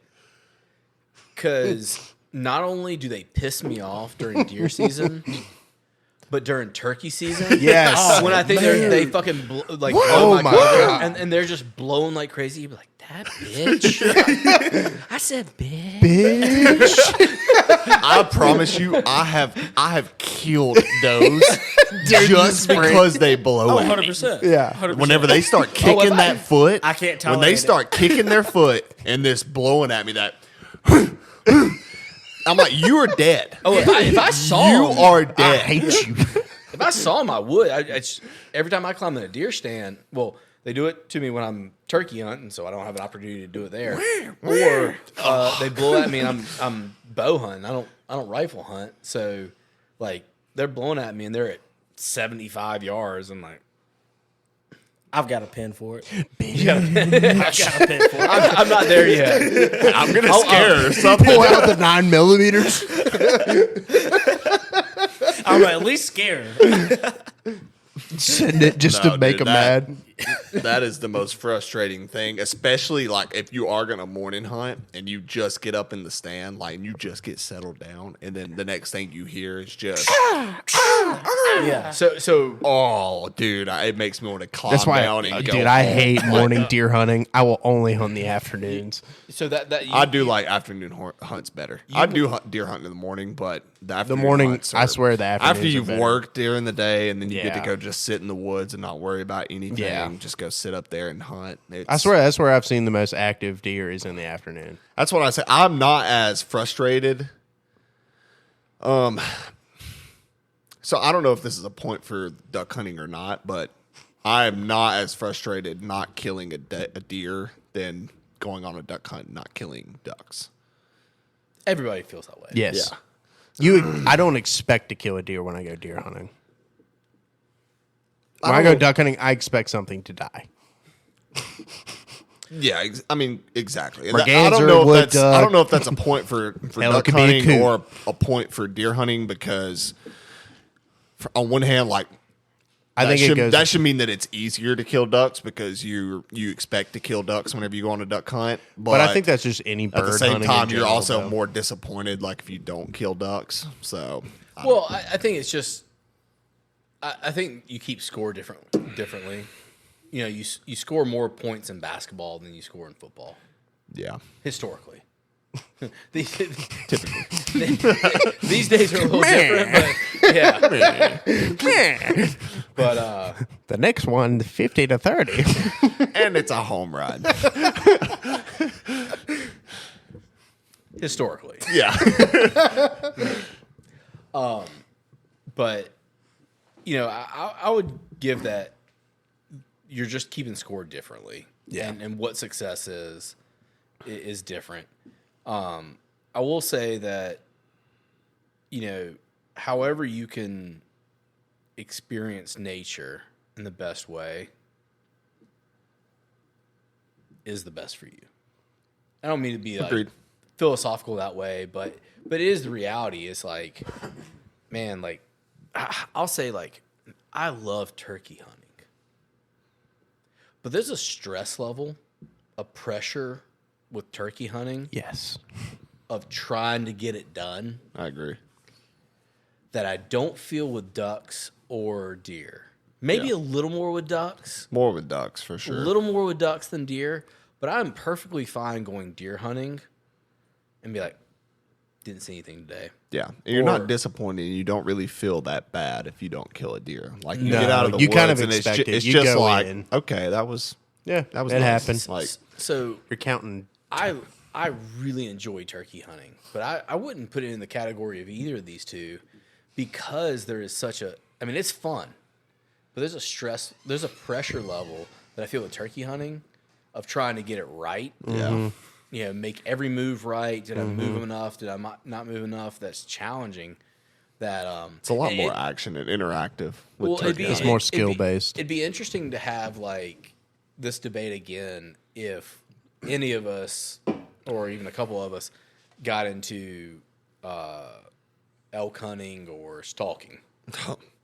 I just don't have the money I will- to go be yeah. an elk hunter. Next year, I do want to try to get into some more difficult deer hunting. I mean, hunting out of a deer stand is, well, like you said, It's boring. It's going to happen or it's not. Yeah. You know, you can do things like you put on the scent killer. You got to sit. You have to sit still. You've got to be quiet, like because the deer, which is probably something they have over ducks too. They got better eyes. They got better noses. They got better ears. I don't know if they have better eyes. I don't know that they have better eyes.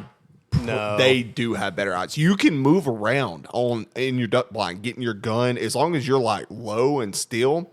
With deer, you better be a statue. Well, no. You better become the tree with a deer. Here's what I would say is that duck hunters spend more time preparing their hide and their blind than deer hunters do. Yep. And that also I would say they spend more time preparing their spread No. than they do. No. But the hide, we hid behind trees where we weren't even really hid on our duck hunts, especially That's where you have to be the most still. What duck hunt? around the pond. That's when you have to be. Not fucking duck. No, no, hunt. That is a duck hunt. No. We were right, there that's a- duck hunting. look, that is what we did. When I we go to duck hunted. Compare it to North Dakota. You're Compared not- to North Dakota, we had a blanket over us. It was a ghillie blanket. with You blinds. son of a We were sitting bitch. in blinds. We were sitting in, layout blinds with a blanket over top of us, blanket to your damn nose. And I would still argue. hiding. I would argue it's harder to You like. have like like on your buddy stands, you have like a random ass holy ass You have to be Burlap.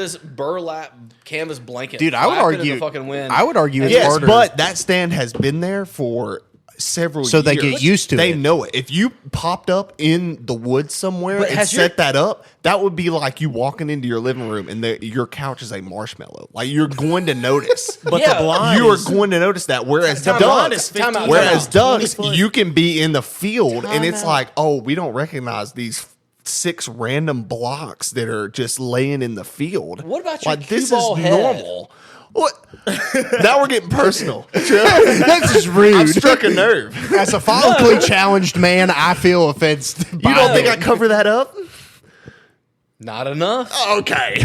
My thing is, Dude, in a deer stand, you're up 15, Exactly, 20, 'cause you have to be. maybe more. Because you have to be. Yes, You but have to be if low you and dark. camouflage the blind that you're laying in to your surroundings, dude, they're I would not e- gonna see I you. would have even argue- you have much more Hold freedom on. to move around No. while duck hunting than you do deer hunting. No. No, I The agree, arg- I agree with that. But the only reason why is because we spend more time on our blind. I'm not even talking blind hunting. If you're just standing in flooded timber, you have to be way more still duck hunting in flooded timber than you do like deer Not hunting. way more still. Maybe ass still. I don't know. I think you do. Maybe ass still, but if you're deer hunting, it's like turkey hunting. You better become the tree. Deer can see maybe not as good as turkey. They're also turkeys colorblind. because turkeys you're on the ground. Well, so I mean, one thing that I will say with ducks is they see in a different spectrum of light than at least we do, and I believe deer do as well. But yeah, they can't see orange and reds. So, but ducks can see UV. You glow. Well, I'm not a flashlight, so It doesn't matter we if should you be wash your good. clothes in certain detergent. It has a UV light glow. Deer can do that too. If you wash your clothes in regular detergent, deer can pick up on that. Which I mean, you should not be washing your any hunting gear, regardless. You know, And I agree with that, and that's why I like there's a lot of people that a lot of old men, probably your granddad would say, I killed plenty of deer in Smoking cigarettes and listen to the radio. and a red flannel. a red flannel. Yeah. He knew it. I mean, Yeah. like we're 20 years apart, and Yeah. the old men will say, Smacked more deer smoking cigarettes in a red flannel than My I did. dad but you know what they didn't smoked have? a cigarette every time we went deer hunting in the stand, and we saw deer. Yeah. But he didn't have Tide detergent pods. No. No, My dad's buddy, when he was deer hunting, and this is in Berkeley County, like down towards Florence, he would put a transistor radio in the middle of the field because deer were just naturally curious and would set up smoking cigarettes in his stand and watch all these deer just come into a radio. So I will say that there are weird curiosities in every hunting. Yeah. So on the North Carolina coast, what they had signaling dogs. So they had sand dunes on the coastline on the Outer Banks. Yeah. And they had dogs that their entire job was to so I'm pointing at a book right now, but run across the sand dunes back and forth because that motion of that dog. The hell is that? What is that? And ducks, like deer, yeah. were curious. How is that? And they were like, "Oh, we're gonna go look at it. We're gonna a little bit closer." And then when they got closer, because there's a massive, wide open area, and as they got closer, they would see the spread, and they go, "Oh, Duckies. It's safe.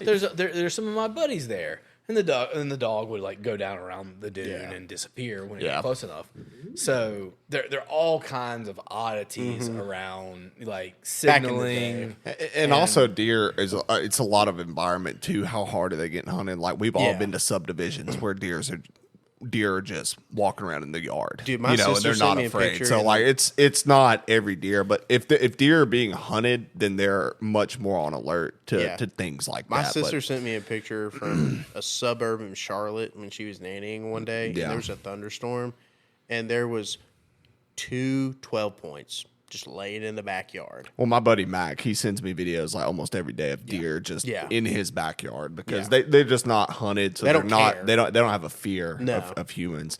And I don't know if that's the same for ducks. Like if there's an area where they're heavily hunted, they're probably more on alert. I think it was a decrease. I mean, growing up, I had some of the best hunts that I can count on one hand to this day. It's nothing against Duck Dynasty because they've done a great thing for duck hunting, but ever since Duck Dynasty came out, Sport's way too popular. oh my God, people are everywhere. The ducks are just not there. Well, I mean, what I think you have And I'm speaking from a position of where I was fortunate. Yeah, exactly. I'm hunting And- private land.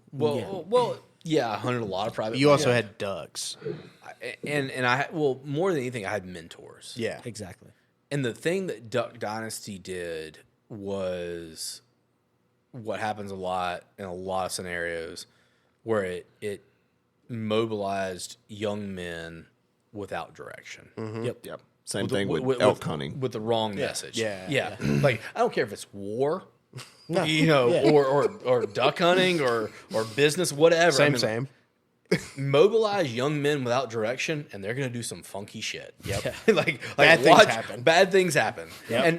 And I think that's what happened with Duck Dynasty. Not that it was bad. Like drawing attention to the sport was great, It was great.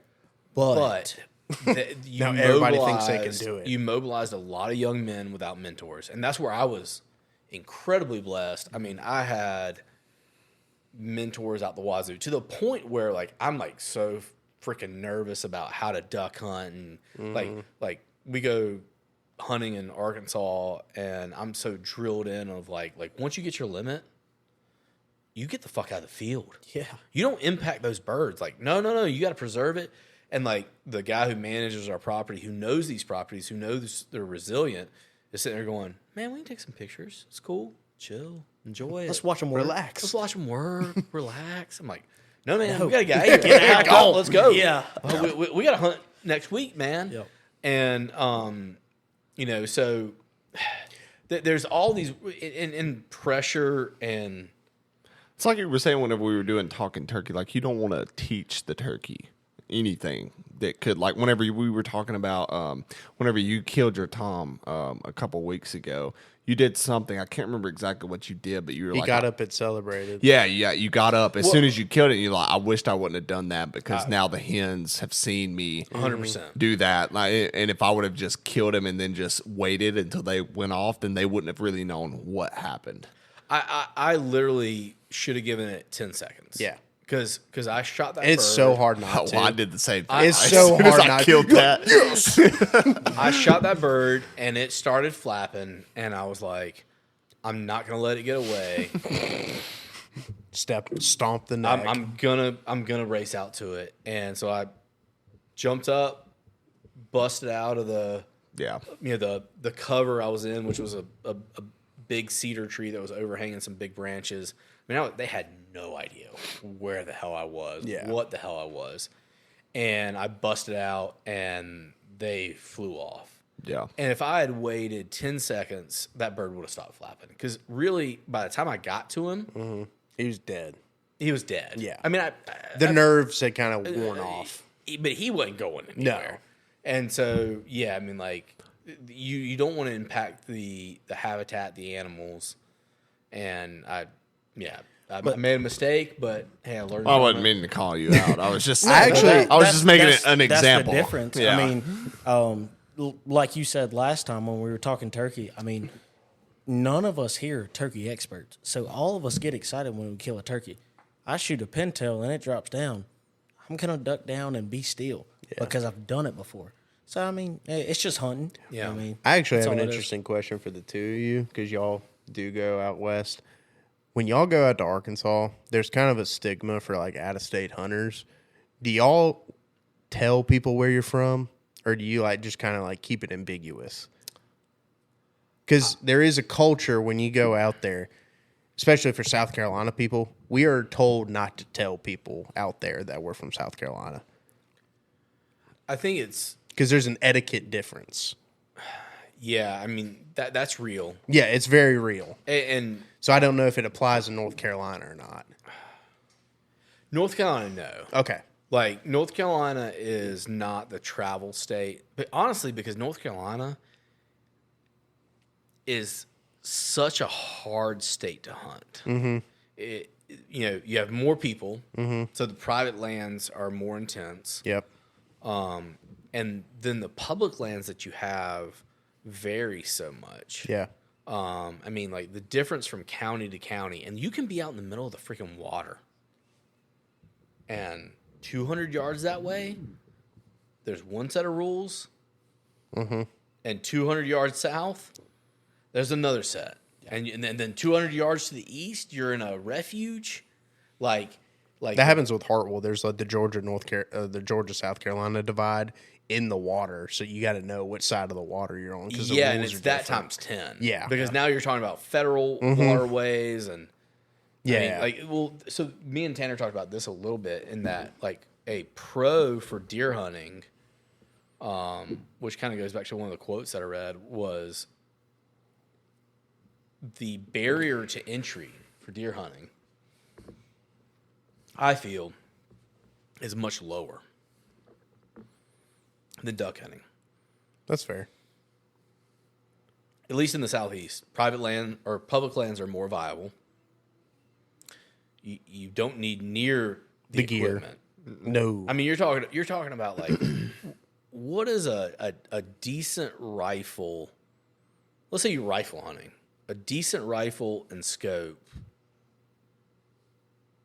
$450? Yeah. Decent. Yeah. Something A you- decent one. Yeah. Cap it at 5. Cap something it you at could 5. hit a 200-ish. Yeah. Yes. Solid. I mean, shot. you're not going to find many places where you're going to be shooting deer at 200 yards No. anyways, No. especially It's public all land. sub 100. So, I mean, yeah, a rifle, you can get a rifle, especially now. Like, you can go to Walmart, and like Walmart, they have guns, and they're Yeah. They're not bad. no, They they're got not bad. deals at For a Walmart. new guy, Yeah. it's They're perfect. They're deals. I Yeah. mean, like, yeah, you can get a gun. You don't need you can get a expensive gun and a gear. rifle for easy $400 or $500, if that. You don't need expensive gear in terms of your like waders, your specific camo, Right, your you gotta shells, have waders, shells, decoys. Usually, I mean, blind like, bags. I mean, you got to at least have a couple decoys, or else the birds are going to land just on the other side of the pond. You got to give them something to come in there. It's very minimal for like a new deer hunter just to go get a rifle. yeah. Have a set of camo, if even. You can wear you can khaki go to jeans. You can go to Goodwill and get some camo. That's going to be. just put on a long sleeve Which camo I've always shirt. been like. I know y'all like Sitka and all that stuff, but I think a lot of camo is camo. If you're sitting still, if you're being quiet, for sure. you can get the But for job done. waterfowl, it matters. You can get the job done. Maybe if you're hunting like snow, like you don't want to be out there in timber camo. You want some white stuff on, but or if you're hunting cornfields, you're gonna want some tan. You don't want to be a dark brown sitting in a golden field. But for deer, if you're sitting in the woods or turkey, I would say, I mean, if you've got a face mask, the camo pattern is like our hats we've got on right now. Be fine. There, as long as you're sitting still, that's all that matters.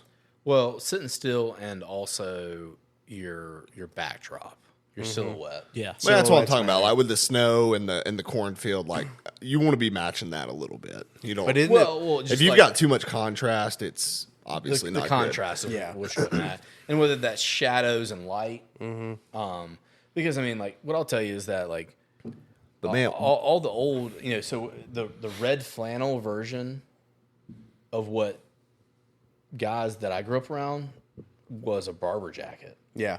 Dark, Yep. Dark brown. dark brown, Dark dark green. green. Yep.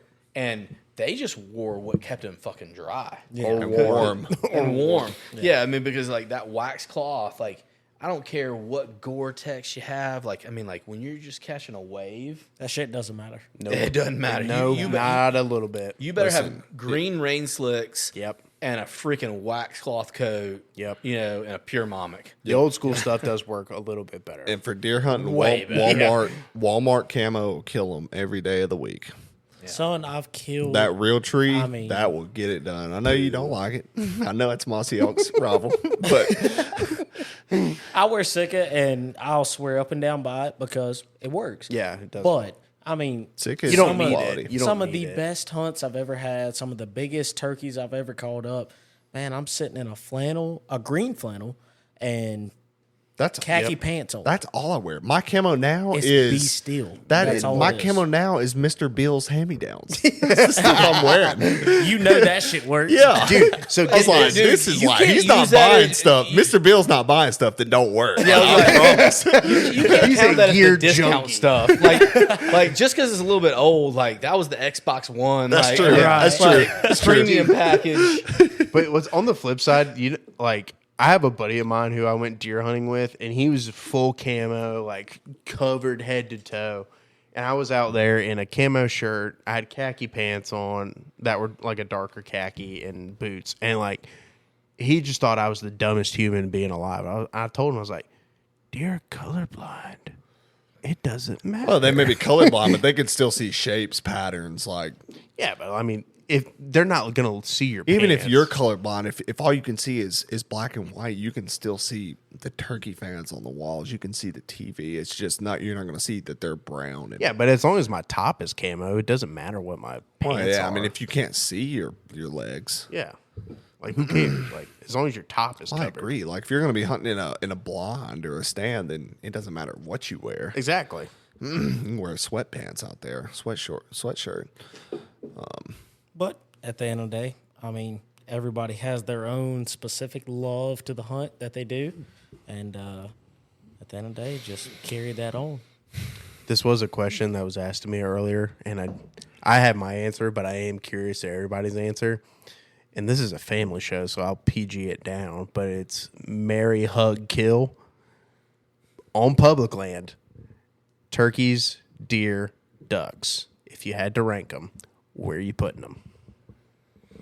So you have to remind me, That's a no-brainer. what do the categories mean? Like, whenever we say kill, like, does that mean we You don't get want rid anything? of. No, you don't want it. You don't touch it. You get rid of it. Okay. Hug, you do it just because it's something to do. But marry is because you love it. Okay. Well, then marry deer, hug turkey, kill ducks. My answer Actually, I for don't specifically know. for public land, Yeah, is ducks. you're gonna marry turkeys, you're gonna hug deer, and you're gonna kill ducks So you're getting rid of ducks in too? South Carolina specifically. That's a big clarification. Yeah, in South Carolina specifically. In South Carolina, then yeah, I'm sticking with mine. Marry deer, hug turkey, kill ducks, get them out. Yeah, and I just wouldn't answer the question as it relates to South Carolina. Because you know.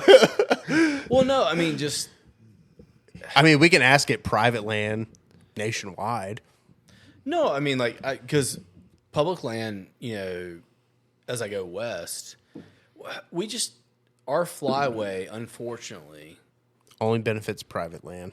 Well, no, I mean it's just degraded. I mean we just have had so much habitat loss.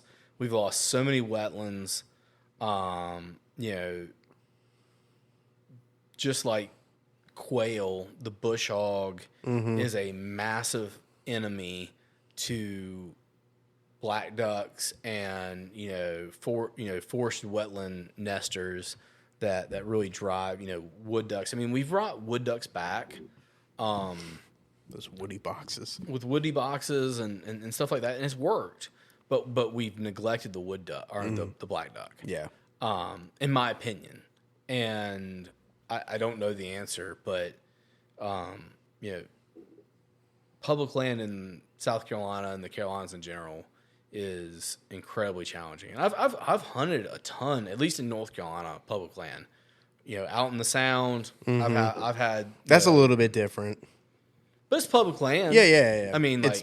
I think it's better there though than it is here. it's feast or famine. Yeah. I mean, like I've had days where we've just had bangers. Well, it's like the coastal guys in South Carolina. They usually have decent seasons. They're usually like not too upset, but us upstate guys are just pissed.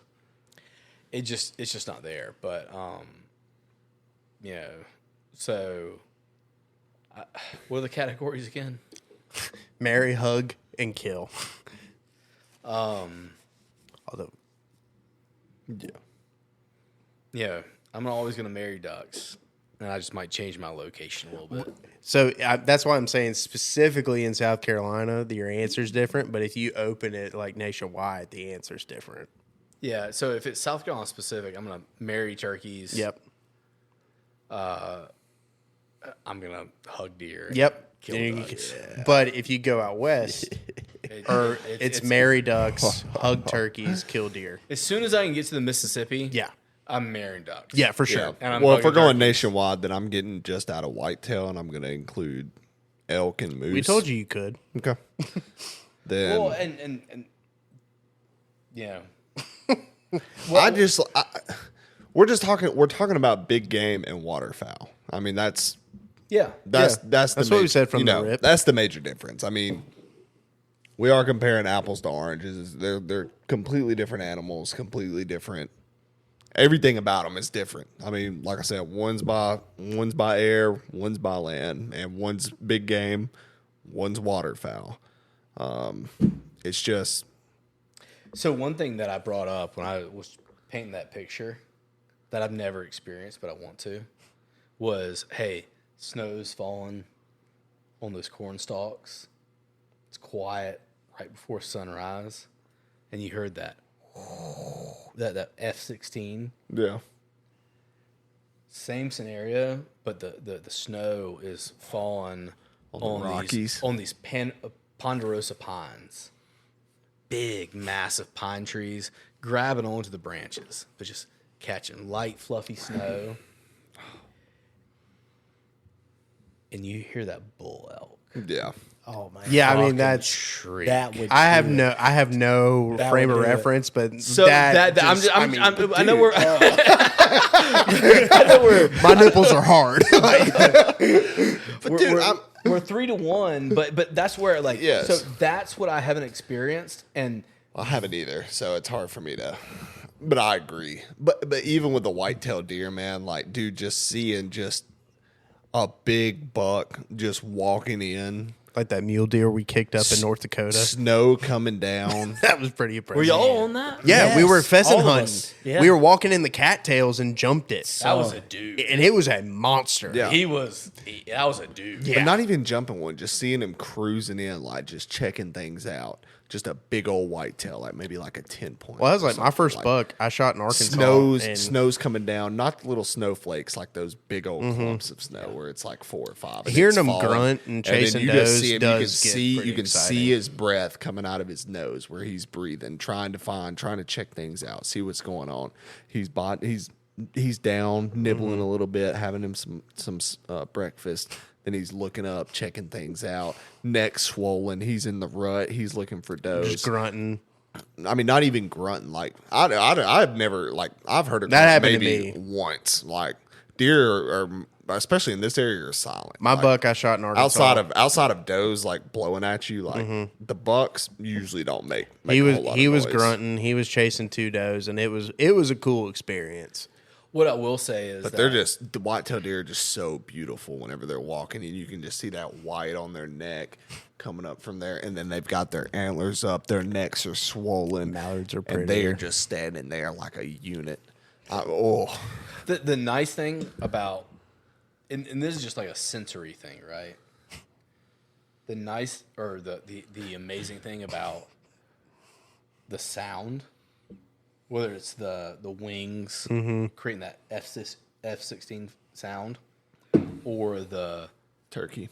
turkey Yeah. or the elk bugling, is the what if. Yeah. What if they come? What if they come? Yeah. How big is he? What does he Once look I like? see him, Yeah. I know. Yeah. And that wonder, You're lusting over it. that wonder is humbling. Like That it's when you see the anticipation. stars, when you see the sunrise, that is to me the ultimate feeling. The wonder. See, and that's like you're leading up Take to it a back football to- game. You're in the locker room getting ready. You're getting taped. Like that's what you like. I ready? love kickoff. ready I love flipping the ball. for y'all. See me. I'm more of a man. I'm on the line. We won the coin toss, but you know what? We're going on defense. Yeah. So I'm lined up on the ball, and I'm waiting for that kickoff. And I see my kicker start taking off toward the ball, and I take off, start sprinting down, and he's about to kick, and then boom, I'm going down the field. And that's what it's like whenever that buck walks out, because as soon as he walks out and you put eyes on him, boom, it's game time, and you got to be on it. There's no time where you hear that gobble. Okay, now I'm going to get my gun ready. I'm going to get it up. As soon as you see that deer, boom, it's on. You better be on point. You better be ready. So we're describing two different moments, because like I'll never forget like my wrestling coach, like like so in the realm of like the one-on-one, I do get that. Like Yeah. the butterflies you get, you know, The pregame jumping, jitters. It's all on you. It's all on your preparation. It's all Tennis on your versus football. dedication. What you've put in. Tennis versus football. It's nobody else. You have your coach back there, yeah, but he's done his part. Whenever you step out on the mat and it's you and that guy, that's it. So I get It's that. preparation versus So preparation. my coach talked about one time he entered like an adult, a senior, like kind of like Yeah.